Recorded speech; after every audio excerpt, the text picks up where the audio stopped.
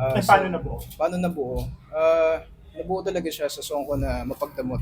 So, yun yung Mapagdamot, yun yung naging stepping stone ko na gumawa ng storyline about pagiging salbahe and pagiging stuck sa relationship na toxic. Yun. So, yung salbahe na yun, ginawa ko siya para sa healing process ko na since dito ko na-express yung sarili kong as an artist and wala rin naman akong matatakbuhan para sa kung ano nararamdaman ko. Ayun, ginawa ko siya para sa sarili ko talaga. So, marami ding humihiling nung album na kung paano ako gumawa, ganyan. So, ngayon nag-release na din ako ng 3 tracks na nagustuhan din nila. Sabi ko, what more if nag-release pa ako ng madaming songs like sa isang sa isang pack, like album talaga. So, nag-release ako ng album. So, yun yung nabuo sa bahay. Para siya sa healing process ko talaga. What took you so long para i-release tong full album? Syempre, kailangan mabusisi kang gumawa ng album. Hindi lang talaga basta-basta. Music industry, syempre, alam mo naman, kailangan, mataas yung standards ng music industry ngayon.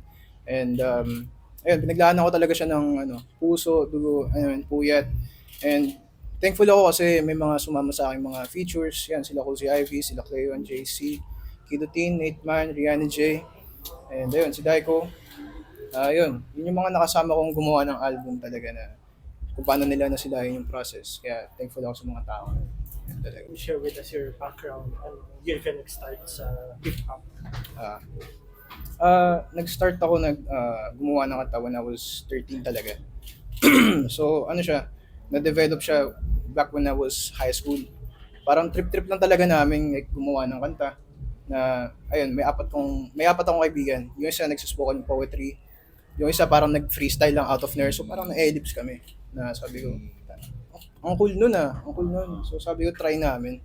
Tapos hanggang sa, parang yung trip-trip na yun, hanggang sa, sabi ko, seryosohin ko kaya siya.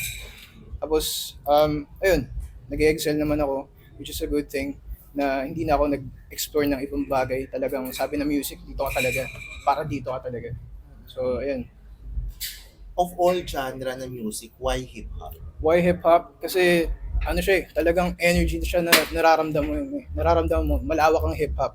Kaya, sabi nila talagang, sa hip-hop, talagang kasya lahat.